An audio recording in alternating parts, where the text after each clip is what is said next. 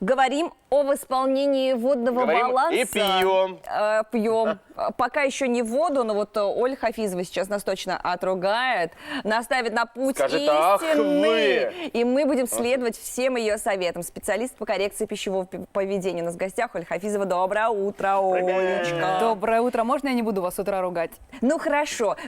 Ничего, что это кофе, не вода? Ничего страшного, я думаю, организм это переживет. Потому что мы-то говорим про воду, о том, насколько важно и нужно ее пить. Уже миллион тысяч раз все говорили, переговорили. Писали, переписали все статьи. Напомнить лишним никогда не будет, тем более, что погода за окном такая жаркая. И пить нужно. А вот почему, кстати, говорят, что кофе, чай пить вредно, потому что они вроде как обезвоживают, а вот восполнять дефицит вот этой самой воды в организме нужно водой. Только то если водой. попил чай или кофе, Не считается. нужно еще и воды попить. На самом деле, конечно, вода там есть, она будет усваиваться. Просто проблема в том, что чай, кофе содержит кофеин. Да, в чае тоже содержится кофеин, кто не знал. Он является диуретиком натуральным. Соответственно, после этого вам захочется в туалет. Поэтому, если вы выпиваете кофе, то некоторые врачи рекомендуют на чашечку кофе выпивать чашечку воды. Ага. И на чай также? На чай также. То есть, смотрите, кофе, чай, они не приводят к обезвоживанию ни в коем случае, но они менее эффективно восполняют ту воду, которая нам нужна. Прекрасно.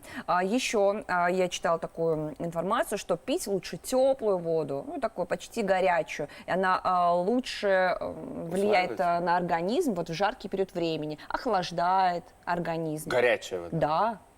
Я читала. За счет того, что происходят более сильные процессы потоотделения, когда мы пьем горячие напитки, чай, кофе, горячую воду, например, с лимоном, мы действительно более эффективно охлаждаемся. Например, в некоторых странах принято пить именно горячий чай в жару. Кстати, Что, серьезно? вот в Китае они пьют постоянно, по-моему, теплую воду, ходят с термосами. Если я не Горячую, ошибаюсь. даже не то, что теплую, Горячую. а горячую воду, да, они пьют. Но я слышал другое, что, например, сейчас мистер Иван, толстяк №1 в России, расскажет.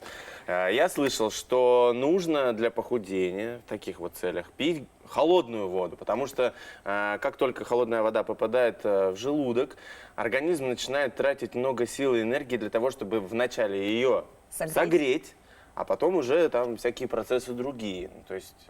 Правда ли это или нет? Это правда на чуть-чуть. На самом деле, когда мы пьем холодную воду, кстати, когда мы едим мороженое, например, естественно, организму нужно потратить энергию, чтобы эту еду подогреть.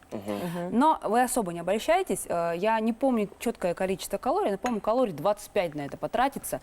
То есть с точки зрения снижения веса, ну нет. Не работает. Работает, но не так, как хотелось бы. С точки снижения веса нужно рот закрыть иногда за столом, знаете, и лишнего-то не есть. 100%. Пить перед едой. Кто-то говорит, можно, ничего в этом страшного нет. Кто-то говорит, ни в коем случае нельзя.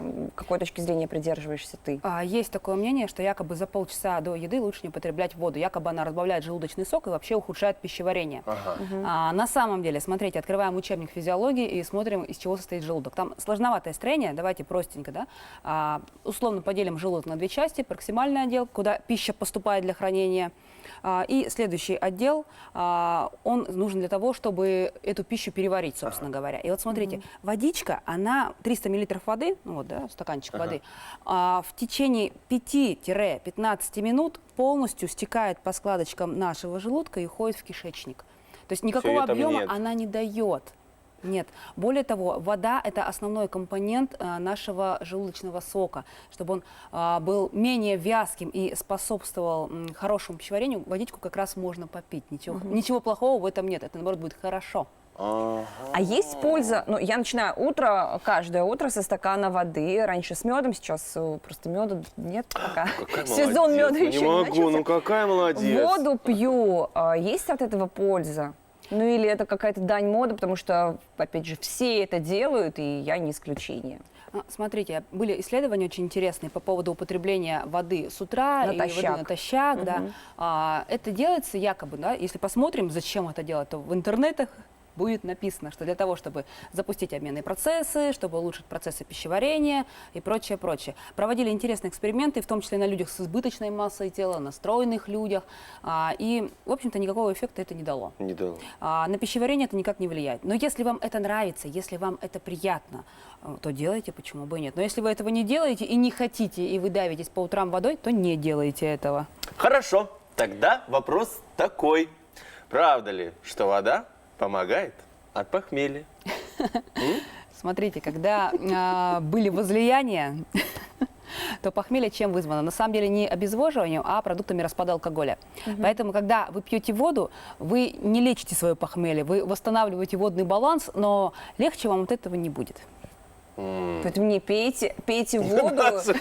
Пейте воду и больше ничего. Екатерина Андреева, известный телеведущий, на одном мероприятии, на котором я была, сказала, что если вы захотели пить, считайте, что уже поздно, какие-то клетки мозга у вас уже умерли. Нельзя допускать такой ситуации желания пить. Нужно постоянно, периодически восполнять вот этот вот недостаток воды в организме, чтобы острого желания не возникало. Буквально на днях читала интересную статью на эту тему, да, тоже обсуждалось то, что если уже хочется пить, это уже обезвоживание, ай-яй-яй-ой-ой, что-то с этим надо делать. Но, допустим, западные диетологи с этим совершенно не согласны. Они говорят о том, что жажда – это механизм, который как раз человеку и говорит, что пора бы попить. И ничего страшного именно в том, что хочется пить, в жажде, в принципе, Ничего нет. там в голове у нас не отмирает, короче говоря. Захотели попить – попили. Вот, к слову, есть какая-то норма. Сколько нужно? Все мы слышали, да? 3 литра, 2 литра, 1,5. Кто какие цифры называет? Сколько нужно в итоге пить-то Ну воды? вот сейчас, например, летом, в жаркую погоду. Тут, смотрите, небольшая путаница есть на самом деле. Потому что все наверняка слышали, что нужно выпивать в среднем, это прям среднее, 2 литра воды. То есть воды именно, не жидкости, а воды.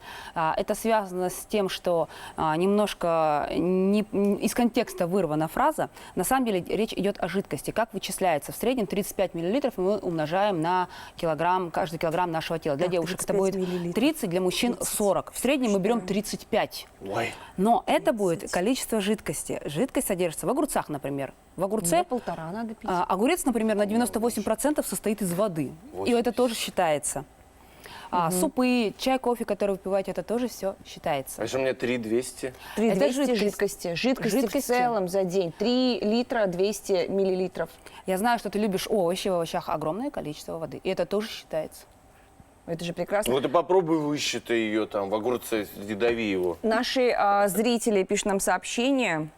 Моя сестра не может пить воду вообще. Это плохо? Но непонятно, что за этим стоит. Вообще не может пить. Может быть, это какое-то расстройство. Может быть, просто вопрос вкуса. То есть не привык человек ко вкусу воды, а привык, например, ко вкусу... Я сейчас фантазирую, я не знаю случай.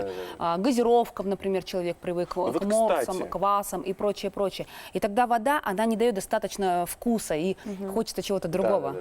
Ну вот, кстати, можно ли как альтернативы те же самые газировки вот, в воде полностью? Газировка очень плохая альтернатива. Газировки, всякого вот этого. Там есть вода, ну, несомненно, там есть вода. С другой стороны, большое количество ортофосфорной кислоты, которая очень плохо влияет на кальций, вымывает кальций, это влияет Это плохо на все зубы. газировки. Это все практически газировки, это плохо влияет на наши кости. Там огромное количество сахара, которое приводит к скачкам этого сахара в крови и может спровоцировать даже диабет. Я знаю, что есть случаи, когда на компанию, на одну из газировок знаменитых коричневого цвета подали в суд, женщина подала в суд за то, что она заработала диабет, она выпивала, по-моему, 2 литра этой газировки в сутки. А вот нечего было столько пить, а потом претензии к ним летят, такие интересные тоже. 1 килограмм веса умножайте на 30 миллилитров. На 35. На в среднем. 35 давайте в Если вы среднем. женщина. На и 30, если женщина, на 40, если мужчина. Да. В среднем берем на 35. 1 килограмм веса на 35 миллилитров воды. И это будет та норма жидкости, которую вы должны за сутки выпивать или употреблять с пищей. Ну, вот это запомните, и будет вам счастье. Оля, спасибо огромное. Ольга Хафизова, специалист по коррекции пищевого поведения. Который сделает нас всегда красивыми. Мы продолжаем наш эфир. У нас, как обычно, дальше больше. Да, никуда не переключайтесь.